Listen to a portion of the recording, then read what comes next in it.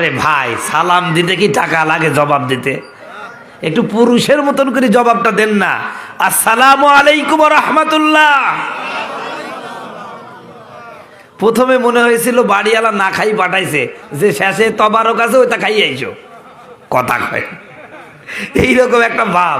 ভাই কথা একটু বললে আমি মনে করব যে আপনারা আমার কথাটা রিসিভ করতে পারছেন, এজন্য একটু কথা বলবেন। ভাই লোক কম হোক, লোক হয়ে যাবে ইনশাল্লাহ। আমি ওয়াজ শুরু করলে আল্লাহ যদি তৌফিক দান করে, আর এই এলাকার লোক যদি মরি না যায়, তাহলে আসবে ইনশাল্লাহ। কথা কয় না, কথা কয়, কিন্তু আপনারা যেন গোরস্থানের মতন হয়েন না ভাই।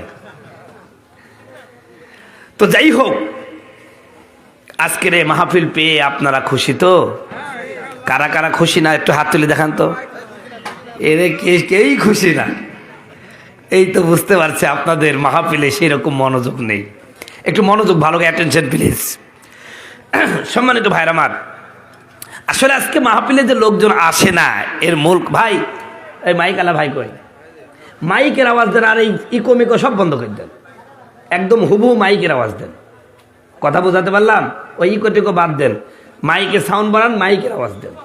ওই যে এরকম ওই যে পায়খানার মধ্যে আওয়াজ করলে যেরকম হয় না, পাকা পায়খানায় ওই রকম হয় না যেন, ওইটা বাদ দিয়ে দেন, দিয়ে আপনি মাইকে আওয়াজ দেন আমাকে। হ্যালো, হ্যাঁ হচ্ছে, এইভাবে দেন। তো আজকে যে মাহফিল, বিভিন্ন জায়গায় মাহফিলে যে লোকজন আসে না, কয়েকটি কারণ। এক কারণ হলো বক্তা এ আবল তাবল বক্তব্য দেয়, এই একটা কারণ। আর 2 নম্বর কারণ হলো মানুষ যে মাহফিল শুনে যে লাভটা ফায়দা, এই সম্পর্কে মানুষের জানা নাই। কথা বলুন ঠিক কিনা? ভাই আমি যে আসছি কুষ্টিয়া থেকে আপনাদের এখানে, আমাকে মাহফিল শেষে কিন্তু পকেটে কিছু ঢোকাই দেবে, কথা কয় না। কিন্তু আপনি যে কষ্ট করে মাহফিল শুনলেন, আপনারও তো একটা লাভ টাভ থাকার দরকার, ঠিক কিনা?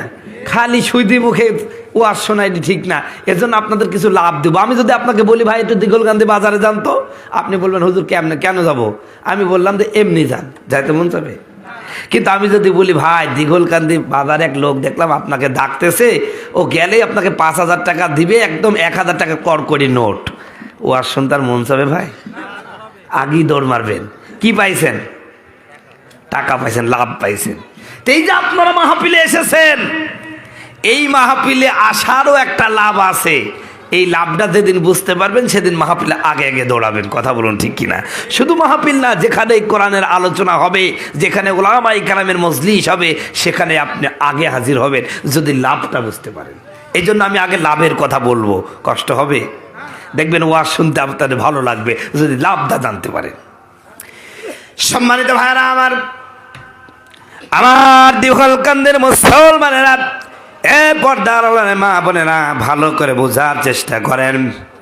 আমার নবী রাসূলুল্লাহ সাল্লাল্লাহু আলাইহি সাল্লামের হাদিসে পড়েছি, কোন ব্যক্তি যদি এশার নামাজ আদায় করার পরে আল্লাহর কোরআন বুঝার জন্য কোরআনুল কারীম নিয়ে একটু গবেষণা করে, আল্লাহ রাব্বুল আলামিন তার আমলনামায় সারা রাত দাঁড়িয়ে দাঁড়িয়ে ইবাদত করলে আল্লাহর কাছে কবুল হলে যেই ইবাদত কবুল হয়, ওই কবুল ইবাদতের সওয়াব দিয়া দেন। বলেন সুবহানাল্লাহ। আমার দিগলকান্দির ভেটুলতলার মুসলমানেরা, আমি আপনাকে বলি, এই যে এই মুহূর্তে আপনারা ওয়াজ শোনার জন্য যারা বসেছেন, এশার নামাজ আদায় করে বসলেন, বলেন এশার নামাজ কবুল হয়েছে কোনো গ্যারান্টি আছে নাকি? জোরে বলেন। আরে আমারই তো নয়, আপনার থাকে কেমনে? এই বাংলাদেশে 20 বছর নামাজ পড়ে অনেক মুসল্লি আছে, সূরা ফাতিহাটা স্পষ্টভাবে পড়তে পারে না, এইরকম মুসল্লি আছে নাই? কথা বলেন, আছে কি নাই? এখনো পড়ে আলহামদুলিল্লাহি রাব্বিল আলামিন আর রহমানির রহিম, কথা কয় না? এরকম পড়ে না? আরে 20 বছর নামাজ পড়েন, আমাদের নিয়ম কানুন জানে না। আপনাদের এই দৌলতপুর, আমি যখন ছাত্র ছিলাম, তার আমি পড়াচ্ছিলাম একবার 10 রাকাত শেষ 11 রাকাতে দাঁড়িয়েছি, কারেন্টটা চলে গেছে, পিছন দিক থেকে মুরব্বী বলছে ধুইত কারেন্ট চলে গেল, কথা কয় না? আমি নামাজ শেষ করে বললাম এই কথা বললো কিনা? পিছন দিক দিয়ে মুরব্বী বলছে হুজুর ইচ্ছাকৃতভাবে বলিনি, মনের ভুলে বের হয়ে গেছে। আমি বললাম চাচা নামাজ পড়েন কয় বছর? কয় বাবা প্রায় 15 বছর হয়ে গেল। তো 15 বছর নামাজ পড়ে, নামাজের মধ্যে ইচ্ছাকৃতভাবে কথা বলো অথবা অনিচ্ছাকৃতভাবে কথা বলো, নামাজ যে ভেঙে যাবে এই জ্ঞান আপনার নাই। কয় হুজুর এরকম কতই তো কইছি। খোঁজ নিয়ে দেখলাম গ্রামের হেডমাস্টার সুদ অব দ্য ডিপার্টমেন্ট, এই লোকটাই নামাজ পড়ার পরও সুদ খায়, এইরকম লোক নয় দিগলকান্দিতে নাই। কথা কছে না, কথা কছে না। অথচ নামাজও পড়ছেন, সুদও খাচ্ছেন, ঘুষও খান, পরের জমিনে আইলেও ঠেলেন, আবার কেউ দুর্বল থাকলে একদম চাপতে চাপতে নিজের বাড়িটা লোকের বাড়ির মধ্যে ঢোকা দেয়। কথা কয় না, কথা কয় না, আছে কি নাই? তুমি কেমন মুসলমান হইলা আর কেমন নামাজি হইলা? তোমার নামাজ যে তোমার চরিত্রের পরিবর্তন করতে পারছে না, তুমি তো নামাজ বুঝোই না মিয়া। কথা বলুন ঠিক কিনা? অথচ সুদ হারাম না আরাম? জোরে বলেন, সুদ হারাম না আরাম? সুদ ঘুষ হারাম সেটা নতুন করে বলবো কেন? সুদ ঘুষ হালাল তো নাই, ভালো করে তুমিও জানো। সুদের টাকায় আজকে তুমি করছো বাড়ি, করছো ঘর, কি জবাব দিবে তখন যখন যাবে কবর ঘর? থাকতে সময় হও হুঁশিয়ার, থাকতে সময় হও হুঁশিয়ার, রবের হুকুম তুমি মানো। সুদ ঘুষ হালাল তো নাই, ভালো করে তুমিও জানো। কথা বলুন ঠিক কিনা? সম্মানিত ভাইরা আমার, অথচ আল্লাহ রাব্বুল আলামিন বলেন উতলুমাত ওহিয়া ইলাইকা মিনাল কিতাবি ওয়াকিমিস সালাত ইন্নাস সালাতা তানহা আনিল ফাহশাই ওয়াল মুনকার। জোরে বলুন আল্লাহু আকবার। পবিত্র কোরআনুল কারীমের 403 নম্বর পৃষ্ঠার 1 নম্বর 2 নম্বর লাইন, সূরা আনকাবুতের 45 নম্বর আয়াত, আমার আল্লাহ বলেন উতলুমা ওহিয়া ইলাইকা মিনাল কিতাব, ও নবী কোরআন থেকে যা নাজিল করা হয়েছে এটা আপনি তেলাওয়াত করুন আর নামাজ পড়ুন। নামাজ পড়লে আপনি অন্যায় কাজ থেকে বিরত থাকতে পারবেন। কার কথা? আল্লাহ বলল নামাজ পড়লে অন্যায় কাজ থেকে বিরত থাকা যায়। অথচ আমাদের সমাজে, আমার বন্ধুগণ, আমার ভাইরা, আমার তো কি টুপি, ওই লোকের আমার চেয়ে বড় টুপি, আমার চেয়ে বড় জুব্বা, একদম আজান দেওয়ার সাথে সাথে ইমামের পিছনে, মুয়াজ্জিনের সামনে, মুয়াজ্জিনের পাশে বসে, দেখে মনে হয় কেবলই জান্নাত থেকে পালিয়ে আসলো। খোঁজ নিয়ে দেখবেন গ্রামের সবচেয়ে বড় সুদখোর ওই বেটাই। কথা কয় না, কথা কয় না, এরকম আছে কি নাই? নামাজ কি? নামাজ পড়লাই তো না শয়তান মমতাজ মাঝে মাঝে একটা গান গায়, খুব ভালোই লাগে আমার। নামাজ তুমি ধর্ম জানো, চুরি তোমার পেশা, সেই নামাজই হইবে কবুল, কেমনে করো আশা, নামাজ হইল না রে তোর, নামাজের লইলি না খবর। আপনারা ঠিক বললেও ঠিক, না বললেও ঠিক, আমি বাস্তব কথা বলি ভাই। কষ্ট হচ্ছে, খারাপ লাগছে, কারণ অনেকের গায়ে লাগতে পারে ভাই। কিন্তু ওয়াজ মানে কি? আমার আপনার জীবনের চরিত্রের পরিবর্তনের জন্য কিছু কথা বলা। কথা বলুন ঠিক কিনা? আপনি নামাজ পড়ে আমি মাঝে মাঝে অবাক হয়ে যাই যে নামাজ তোমাকে এখনো সুদ থেকে মুক্ত করতে পারে নাই, ঘুষ থেকে মুক্ত করতে পারে নাই, অন্যায় অবিচার দুর্নীতি থেকে তোমার নামাজ তোমাকে এখনো বিরত রাখতে পারে নাই। তুমি নামাজি না, তুমি নামাজি সেজেছো। কথা বলুন ঠিক কিনা? সত্যিকারে নামাজ পড়ো। নামাজ মানুষকে সকল অপকর্ম থেকে বিরত রাখে। কথাটা কার? আপনার নামাজ আপনাকে অশ্লীল কাজ থেকে বিরত রাখতে পারছে না। আল্লাহর কসম, কোরআনে বর্ণিত নামাজ আপনার এখনো হয় নাই। প্রিয় ভাইরা আমার, আজকে নামাজ তো পড়ি না, আবার নামাজ না পড়ার জন্য অজুহাত খুঁজি। হাজারো অজুহাত আছে কি নাই? নামাজেরই কইলে কথা দেখাই কত অজুহাত, হাতে ব্যথা পায়ে ব্যথা আরো নাকি গিরাই বাদ, রুকু সেজদা করতে গেলে, রুকু সেজদা করতে গেলে মাথায় লাগে টান। ওরা কিসের মুসলমান? ওরা ভণ্ড মুসলমান। কথা বলুন ঠিক কিনা? বর্তমান আবার ফ্যাশন হয়ে গেছে, সারাদিন কাজ করে বেড়াচ্ছে, কোনো সমস্যা নাই, মসজিদে এসে চেয়ার দখল করে। আছে কি নাই? আরে ভাই, আপনি যদি অসুস্থ হন ভিন্ন কথা, কিন্তু সারাদিন যে আপনি মানুষের কাজ করলেন, আপনার নিজের ব্যক্তিগত কাজ করলেন, তখন তো মাথায় সমস্যা হল না? রাগ করছে? সম্মানিত বন্ধুগুলো, আমার ভাইরা আমার, নামাজ যখন পড়বেন, আপনি কার সামনে দাঁড়িয়েছেন? জোরে বলেন, কার সামনে? রসুলকে প্রশ্ন করালো, হুজুর আমরা যখন নামাজে দাঁড়াই আমাদের অনুভূতিটা কেমন হবে? হযরতে জিবরিল প্রশ্ন করেছেন আমার রসুলকে। জোরে বলেন সুবহানাল্লাহ। অথচ জিবরিল কার শিক্ষক বলেন তো? আমার নবীর শিক্ষক। শিক্ষক তার ছাত্রকে প্রশ্ন করতেছেন। জোরে বলেন সুবহানাল্লাহ। আমার রসুলকে জিজ্ঞাসা করছেন, ইয়া রাসূলুল্লাহ, সারা জীবন তো আপনি আমারে প্রশ্ন করেছেন, আজ আমি আপনারে প্রশ্ন করব। সুবহানাল্লাহ বললেন না? রসুলকে প্রশ্ন করা হলো, হুজুর আমি যখন নামাজে দাঁড়াবো আমার অনুভূতিটা কেমন হবে? আল্লাহ নবী বলেন আনতা আবুদুল্লাহ কান্নাকা তারাহু, তুমি যখন নামাজে দাঁড়াবা তখন তুমি এই টেন্ডারসি, এই ফিলিংস তোমার অন্তরের মধ্যে নিয়ে আসো, এই অনুভূতি তোমার মধ্যে নিয়ে আসো যে তুমি আল্লাহকে দেখতে পাচ্ছ। জোরে বলেন সুবহানাল্লাহ। ফাইল্লাম তাকুন তারাহু ফাইন্নাহু ইয়ারাক, তুমি নামাজে দাঁড়িয়ে যদি আমার আল্লাহকে না দেখতে পারো তবে এতটুকু বিশ্বাস করো তোমার রব তোমাকে দেখতেছেন। জোরে বলেন সুবহানাল্লাহ। আমি কেমনে রুকু করছি, আমি কেমনে সেজদা করছি, এটা আমার আল্লাহ দেখতেছে। জোরে বলেন সুবহানাল্লাহ। বলেন তো ভাই, এই টেন্ডারসিয়াল ফিলিংস নিয়ে যদি একটা সেজদা দিতে পারেন, ওই লোকটা ওই সেজদা দেওয়ার পরে সুদ খেতে পারে না, ঘুষ খেতে পারে না, দুর্নীতি করতে পারে না, চাঁদাবাজি করতে পারে না, আলেমদের সাথে বেয়াদবি করতে পারে না। কথা বলুন ঠিক কিনা? এদেশে নাস্তিক মুরতাদের কথা বাদই দিলাম, এই দেশে অনেক দাড়িওয়ালা টুপিওয়ালা আছে।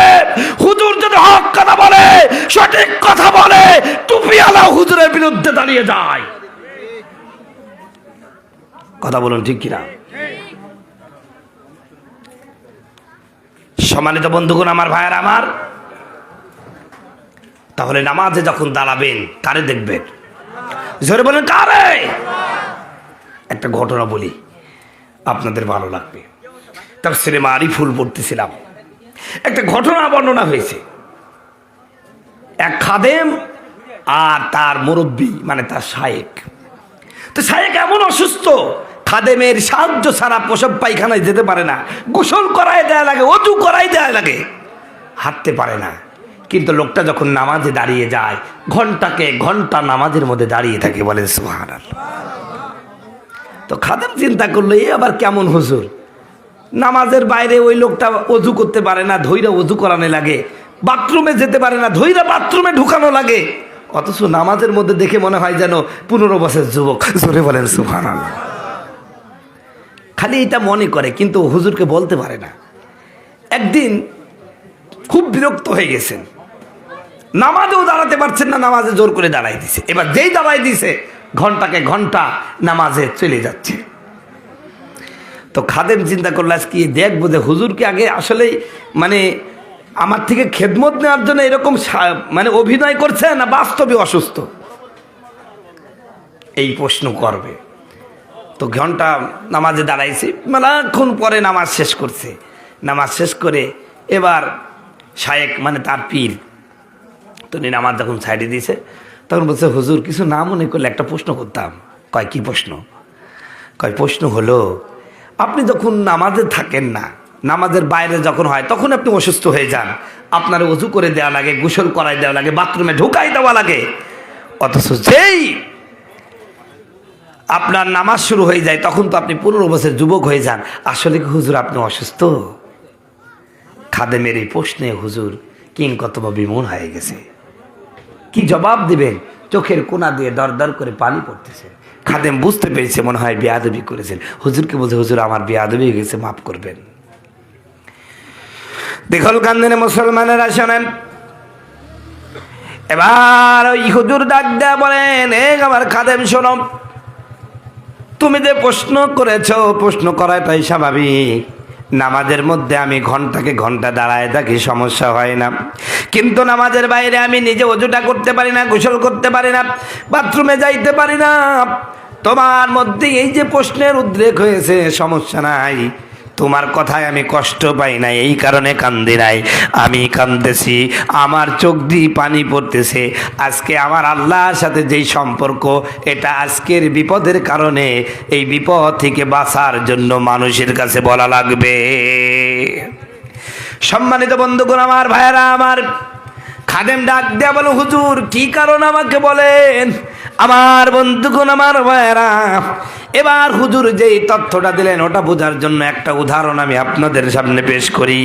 আমার বন্ধুগণ, আমার ভাইয়েরা, বলেন তো, মনে করেন আপনার নিতম্বের উপরে, পাছার উপরে একটা বড় ফোড়া হয়েছে, প্রচন্ড ব্যথা, ব্যথার যন্ত্রণায় আপনি ছটফট করতেছেন, ডাক্তারে যাচ্ছেন বাসে চড়ে প্রথম সিটের পরে। আমার ভাইয়েরা, বাসে যাইতে যাইতে হঠাৎ করে দেখলেন আপনার সামনে একটা অ্যাক্সিডেন্ট হয়ে গেল, 3-4টা মানুষ মারা গেল। বলেন তো, ওই দৃশ্য দেখার সাথে সাথে আপনার পাছার ব্যথা কি তখন মনে হবে নাকি? কথা কয় না, কথা কয় না।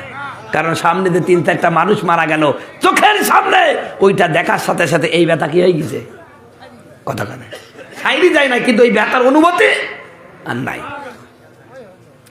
এবার খাদেমকে ডাক দেয়া বলেন, আমার খাদেম শোনো, আসলে আমি অসুস্থ রোগাক্রান্ত, এতে কোনো সন্দেহ নাই, কিন্তু আমি যখন অজু করে নামাজে দাঁড়ায় যাই, নামাজে দাঁড়িয়ে যখন আমি সূরাতুল ফাতিহা পড়া শুরু করে দিলাম, আমি যখন বললাম আলহামদুলিল্লাহি রাব্বিল আলামিন, আমার রব তখন বলল হামিদানি আবদি, ও বান্দা তুমি আমার গুণকীর্তন করছো, আমার প্রশংসা আদায় করছো, আমি আল্লাহ আমার কুদরতি কানে শুনতেছি, আমার আল্লাহ যেই আওয়াজটা দেয় আমার এই কানে শুনতে পাই, আমার আল্লাহকে আমি দেখি, আমার আল্লাহকে যখন দেখি এই দুনিয়ার ব্যথা বেদনা, এই দুনিয়ার অসুস্থতা কিছুই আমার কাছে মনে হয় না।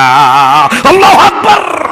হে আমার খাদেম শুনে রাখো, নামাজে আমি ঘন্টাকে ঘন্টা কাটায়া দিই আমার আল্লাহর দিকে তাকায়া, ঘন্টাকে ঘন্টা কাটায় দিই, দুনিয়ার কোনো কিছু আমার মনে থাকে না, আমি কি অসুস্থ নাকি আমি রোগাক্রান্ত, আমি সুস্থ আছি কিনা সুস্থ নাই, এই চিন্তা আমার আসে না। আমার আল্লাহকে যখন দেখি পৃথিবীর সব কিছু আমি ভুলে যাই। জোরে বলেন সুবহানাল্লাহ। আমার দিকলগাদের মুসলমানেরা এইরকম নামাজ যদি পড়তে পারেন, আল্লাহর কসম করে পড়ি এই নামাজ আপনাকে অন্যায় কাজ থেকে বিরত রাখবে, ঠিক কিনা? এই কথাগুলো বলছি বলে যারা জীবনে নামাজ পড়ে না, ওরা মনে মনে খুশি হচ্ছে, হুজুর একখান নিয়ে আইছে গো, এইবার হুজুর খালি নামাজেদের কি ঝাড় দিচ্ছে, কথা কয় না। আরে যারা নামাজ পড়ো না, তোমাদের সাথে আমার কোনো বক্তব্য নাই, কারণ তুমি তো মুসলমানই না, কথা কয় না।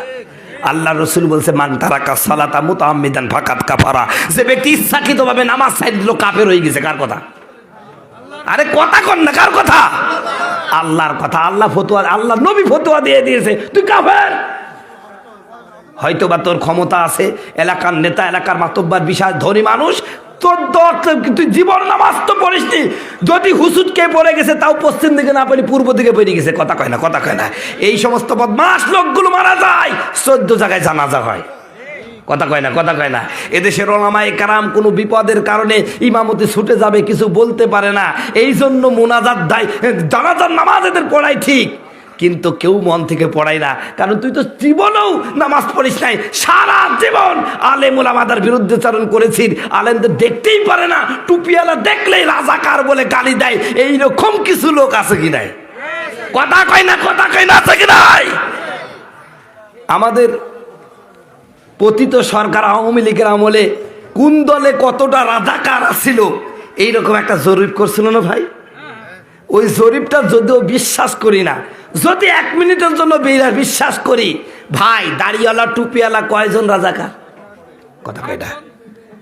আরে আপনারা মাইন্ড করেন না, জামাত ইসলামে ওই ওরা যে জরিপ করছিল, জামাত ইসলামে ছিল 37 জন, বিএনপিতে ছিল 1000 জন, আর যারা মুক্তিযুদ্ধের সপক্ষের শক্তি তাদের দলে ছিল 8000, কথা কয়টা? সেই অনুযায়ী সবচাইতে কম জামাত ইসলামকে তো হুজুর পার্টি কয় না? তো হুজুর পার্টিতে কয়জন রাজাকার? 37 জন। কয়জন? তো 37 জন হয়ে আমরা হইলাম পাকিস্তানি, আমরা হলো রাজাকার, আর তোমার দলে যে সবচাইতে বেশি, তোমরা কি করছো? তারপরে দলে আছে সেকেন্ড পজিশন, তোমরা কি করলা? আপনারা রাগ করছি না, কিন্তু আপনারা যে খালি আলেম ওলামাকেই যে বলতেছেন রাজাকার।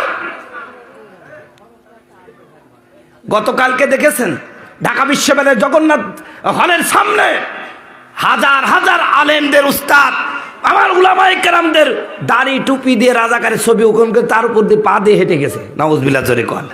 এরা যারা এরকম ভাবে আলেমদেরকে, जो शख्स निकाह के बाद पैदा होते हैं वो आलिम को इज्जत करते हैं, और जो निकाह के पहले पैदा होते हैं वो आलिम को भी इज्जत करते हैं।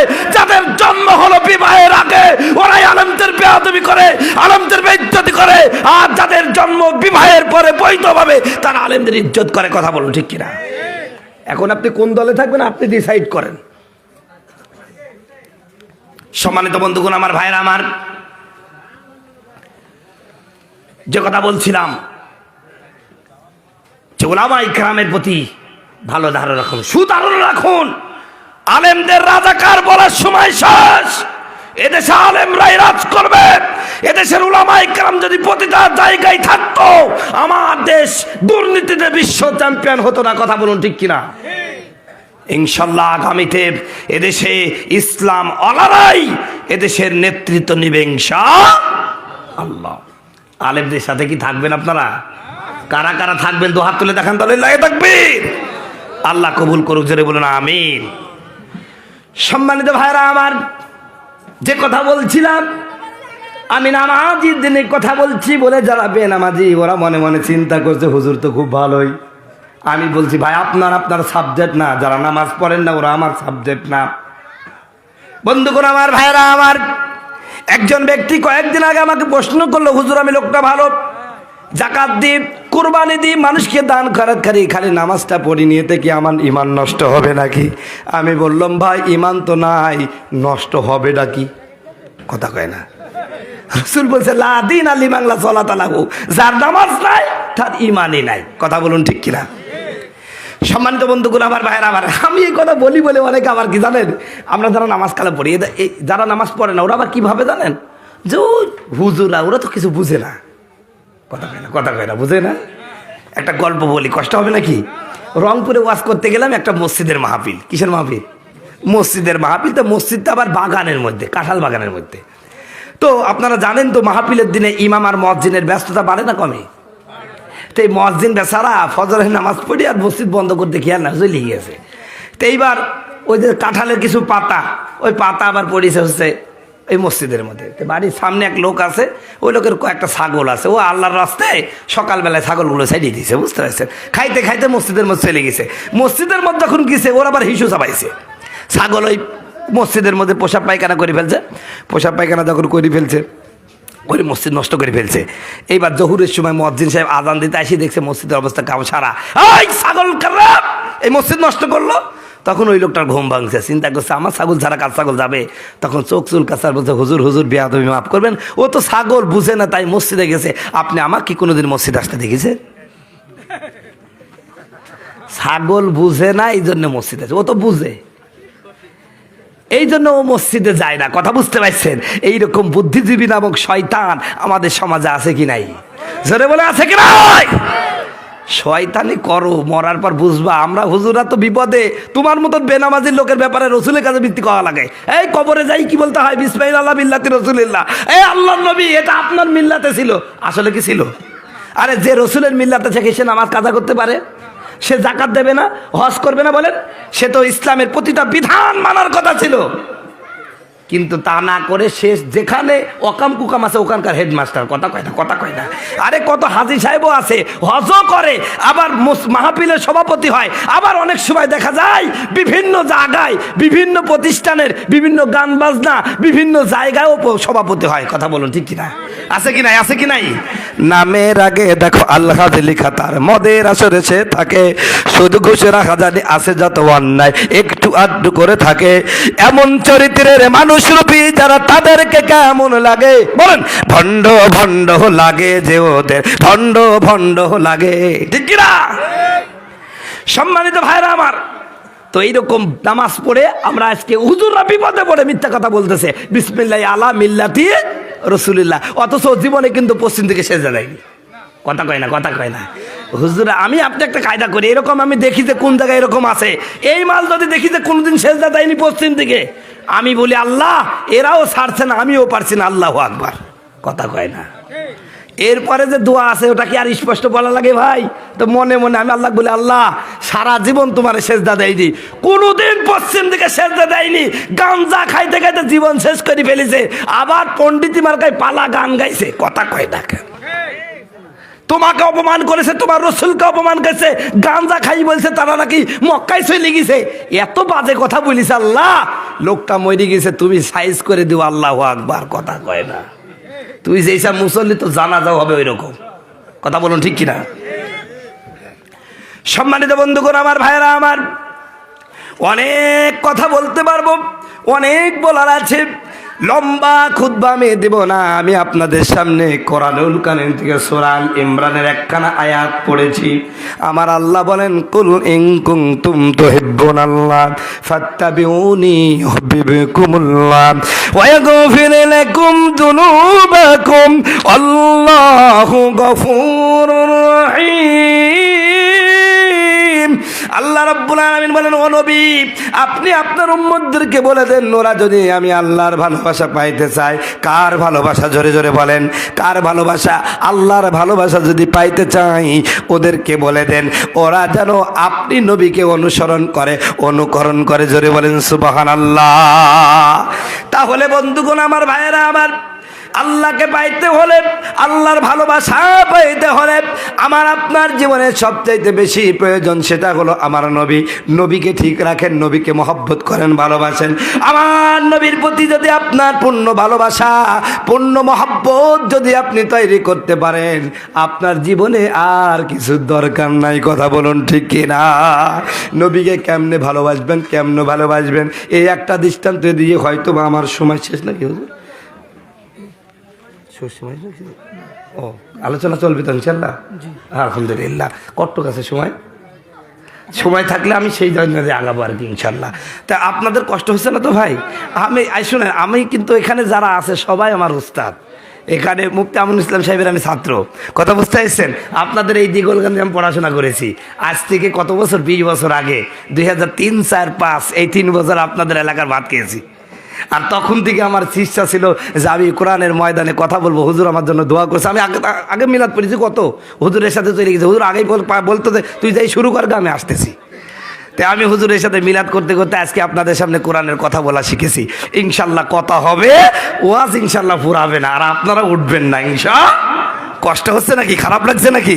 সম্মানিত বন্ধুগণ, আমার ভাইয়েরা আমার, নবীর ভালোবাসা কেমন আমি আপনাদের সামনে পেশ করতে যাচ্ছি। শোনেন আমার বন্ধুগণ, আমার ভাইয়েরা, নবীর ভালোবাসা কেমন হতে হবে এটা শিখতে হবে। আমার আপনাকে দেখে না, আমাকে দেখে না, আপনাকে দেখে না, নবীর সাহাবাই কেরামকে দেখে। কথা বলুন ঠিক কিনা? আমার আল্লাহ বলেন, আমিনু কামা আমানান নাস, ঈমান আনো যেমন ভাবে আমার সাহাবী ঈমান। বিলাল ঈমান এনেছে, সুমাইয়া ঈমান এনেছে, খাব্বাব, খুবাইব আর হযরতে আবু বকর, ওমর, উসমান যেমন ভাবে ঈমান এনেছে তারা আমি আমার আল্লাহর নবীকে যেভাবে ভালোবেসেছে, তোমাদের ভালোবাসার স্টাইলটা সেই রকম হতে হবে। বন্ধুগণ, আমার ভাইয়েরা আমার, আমরা তো বলি হুজুর আপনাকে ভালোবাসি, আল্লাহর নবী আপনাকে ভালোবাসি, আপনার জন্য জীবন দিয়ে দেব। কিন্তু সাহাবাই কেরামের ভালোবাসা কেমন ছিল দেখেন। ও মুসলমান, মুখে মুখে ভালোবাসার কথা নাই। আমার বন্ধুগণ, আমার ভাইয়েরা, আমার নবী একদিন মসজিদে নববীতে বক্তব্য দিচ্ছেন। আমার বন্ধুগণ, আমার ভাইয়েরা, বক্তব্য দেওয়ার পরে তিনি উঠে গেলেন। এবার সমস্ত সাহাবীরা উঠে গেলেন।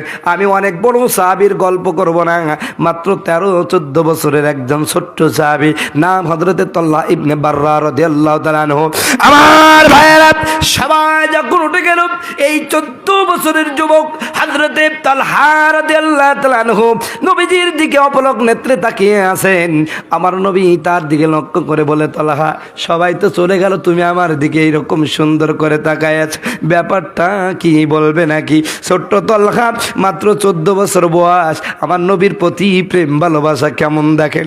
ডাক দেয়া বলেন, ইয়া রাসূলুল্লাহ, ইয়া হাবিবাল্লাহ, আমি যখন আপনার দরবারে আসি, আপনার সুন্দর চেহারার দিকে নজর করে দিই, তখন আমার পৃথিবীর কারো কথা মনে থাকে না, এমনকি আমার বাবা আমার কথাও পর্যন্ত মনে থাকে না। জোরে বলেন সুবহানাল্লাহ। আল্লাহর নবী, মায়ার নবী গো, আপনি নবী আমার জান্নাতের সরদার, ঠিক কিনা? সম্মানিত বন্ধুগণ, আমার ভাইয়েরা আমার নবী এবার ওই ছোট্ট তালহাকে ডাক দেয়া বলেন, তালহা, আসুনি কি তুমি আমাকে অনেক ভালোবাসো? ডাক দেয়া বলেন, নবী গো, জীবনের চেয়ে তো ভালোবাসি, আপনি যা বলবেন সেকেন্ডের মধ্যে বাস্তবায়ন করে দেব। আমার বন্ধুগণ, আমার ভাইয়েরা, আমার নবী এবার ওই তালহার ভালোবাসাটা পরীক্ষা করার জন্য ডাক দেয়া বলেন, ওই যে তালহা, ওইখানে তরবারি খোলা পড়ে আছে, তরবারিটা নাও আর ওই তরবারি নিয়ে আমাকে যদি ভালোবেসে থাকো তোমার বাবার কল্লাটা আমার কাছে এনে দাও। আমার ভাইরা, হযরতে তালহাকে আমার নবী নির্দেশ করতে দেরি হলো, বাজ পাখির মতন দৌড়ে চলে গেলেন তার বাবার কল্লা আনতে। আমার নবী বললেন, তালহা তাড়াতাড়ি দাঁড়িয়ে যা, দাঁড়িয়ে যা, আর এক পা গায়ো না। নবীজির আদেশ মানা যেমন ফরজ, নিষেধ মানাও কিন্তু তেমনি ফরজ। কর্ণকহরে যখন আমার নবীর আওয়াজ শুনে পড়া চলে গেল, সাথে সাথে ওখানেই থেমে গেলেন। হযরতে তালহাকে ডাক দেয়া বললেন, জড়াই ধরাই বললেন, ও তালহা, এই পৃথিবীতে সন্তান দিয়ে বাবাকে হত্যা করার জন্য আমি আসি নাই, আমি এসেছি প্রত্যেকটা সন্তান তার বাবার জন্য জীবন দিয়ে দিবে। সম্মানিত বন্ধুগণ, আমার ভাইরা, আমার হযরতে তালহাকে ডাক দেন, তালহা, এই পৃথিবীতে আমি সন্তান দিয়ে বাবাকে হত্যা করতে আসি নাই, আমি এসেছি প্রত্যেকটা সন্তান বাবার জন্য কষ্ট করবে, বাবাকে ভালোবাসবে, বাবাকে সম্মান করবে। বাবা যখন বার্ধক্যে উপনীত হবে, এই বাবার দেখাশোনার দায়িত্ব নেবে সন্তান। আমার বন্ধুগণ, আমার ভাইয়ারা, আপনাদের এলাকার কোরআন শরীফ সূরাতুল বানী ইসরাইলের মধ্যে 22 নম্বর একখানা আয়াত আছে। আমার আল্লাহ ডাক দেয়া বলেন, ওয়াকাদা রাব্বুকা আল্লা তা'বুদু ইল্লা ইয়াহু ওয়া বিল ওয়ালিদাইনি ইহসানা। আল্লাহ বলছেন, তোমার রবের পক্ষ থেকে এই কথা শিরোধার্য হয়ে গেছে যে তুমি তোমার রব ছাড়া কারো গোলামি করবে না, কারো কাছে সেজদা করবে না, কোনো পীরের কাছে সেজদা হবে না, মানুষের কাছে সেজদা হবে না। সেজদা হবে কার জন্য? আরো জোরে বলেন, কার জন্য? আল্লাহর জন্য সেজদা করো। আর বিল ওয়ালিদাইনি ইহসানা, এই পৃথিবীতে কারো কাছে যদি নত হতে হয়, ছোট হতে হয়, সেটা হলো তোমার বাবা। আবার তোমার মা, তোমার বাবা মার কাছে ছোট হও। অথচ সন্তানের যত মস্তানি সব মা বাবার কাছে। কথা কয় না, কথা কয় না, কথা কয় না। যত মস্তানি সব বাপ মার কাছে। বাপ মা বুড়ো হয়ে গেছে, বাড়িতে আর কাজ করে খেতে দিতে পারে না।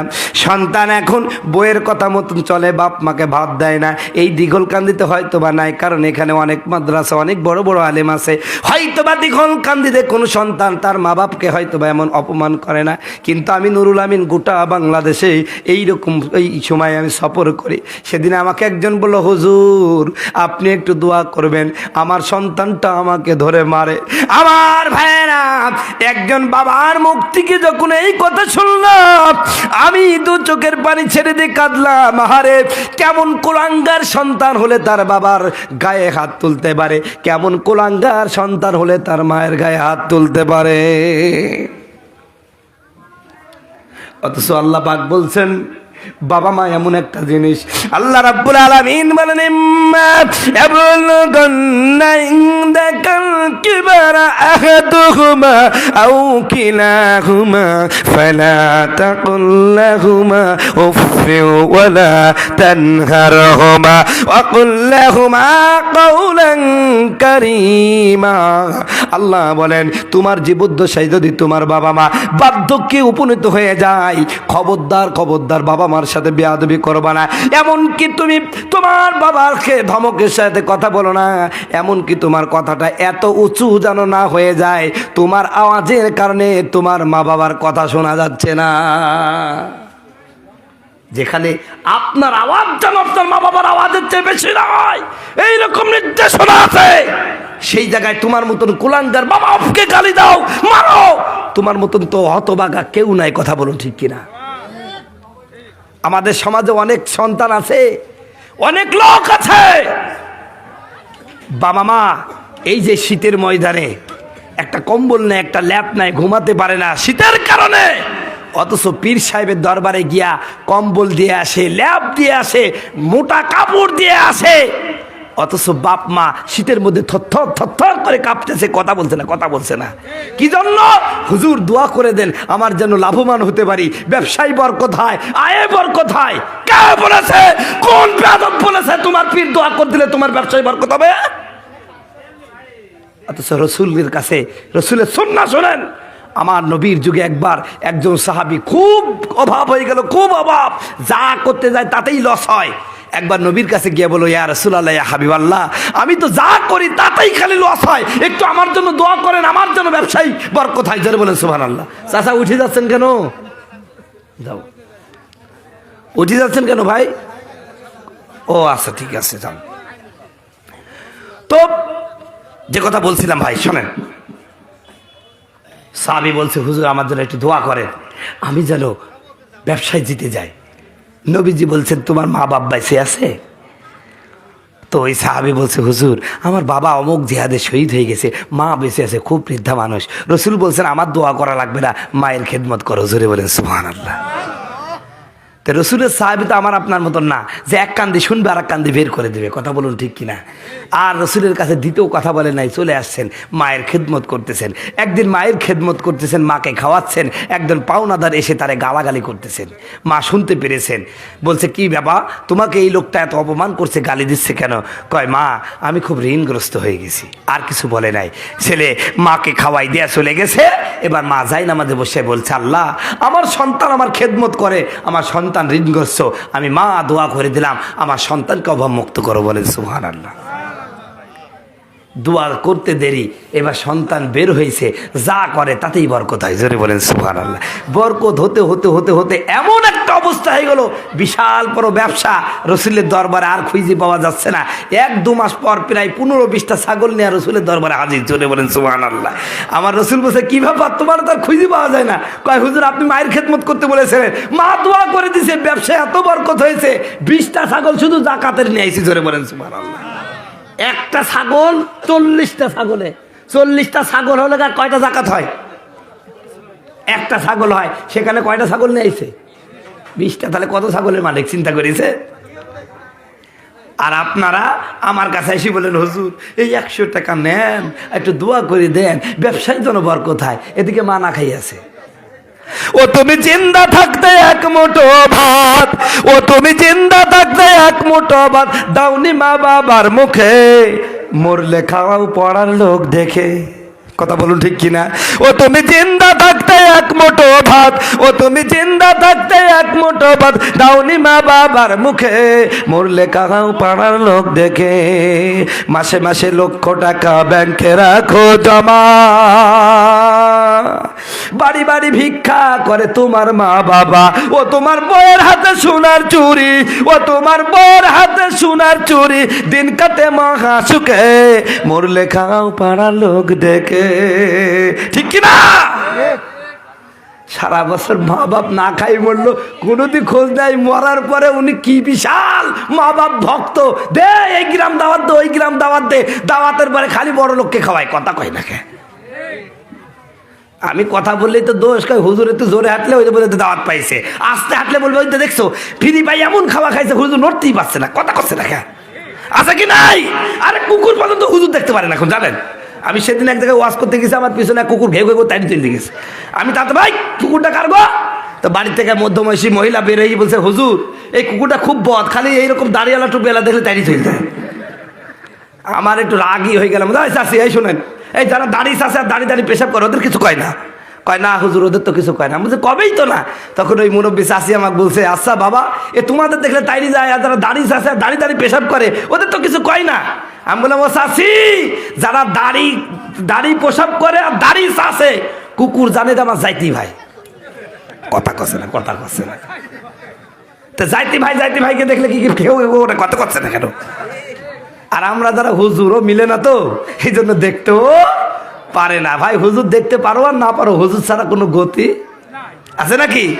হুজুর ছাড়া তোর জানাজা, হুজুর ছাড়া তোর জানাজা কেউ পড়বে না, হুজুরে ছাড়া তোরে দাফন দিবে না। ঠিক কিনা? আরে সারা জীবন করলি রে তুই যাই হুজুরকে কিনা, সেই হুজুরকে লাগতে পারে এটা ভাবলি না। ও তোর মা বাপ যাবে যাদুন এই দুনিয়া ছেড়ে, তখন কিন্তু আসতে হবে টুপিওয়ালার কাছে। কথা বলুন ঠিক কিনা? সম্মানিত বন্ধুগণ, আমার ভাইয়েরা আমার, খুব মনোযোগ সহকারে শুনবেন। বলতেছিলাম হযরতে তলাকে ডাক দেয়া বলেন, তলা, এই পৃথিবীতে সন্তান দিয়ে বাবাকে হত্যা করার জন্য আসি নাই, আমি এসেছি প্রত্যেকটা সন্তান তার বাবার জন্য বাবার সম্মান রক্ষার্থে দরকার হয় জীবন দিবে। জোরে বলেন সুবহানাল্লাহ। বন্ধুগণ আমার ভাইয়েরা আমার বন্ধুগণ, এই কথা বলার পরে কিছুদিন পরে হঠাৎ করে দেখেন হযরতে বাররা একা একা মসজিদে নববীতে নবীজির সাথে নামাজ পড়তে আসেন, কিন্তু হযরতে তলহা আসে না। একদিন নবীজি ডাক দেয়া বলেন, ও তলহা, ও বাররা, তোমার সন্তানটা কেন নিয়ে আসো না? কেন আসে না? ও তো আমাকে অনেক ভালোবাসে, তাকে দেখতে বড় মন চায়। হযরতে বাররা কথা কয় না, চোখের কোনা দিয়ে পানি পড়ে। ডাক দেয়া বলেন, ইয়া নবী আল্লাহ, ইয়া হাবিব আল্লাহ, কি করে বুঝায় আপনাকে?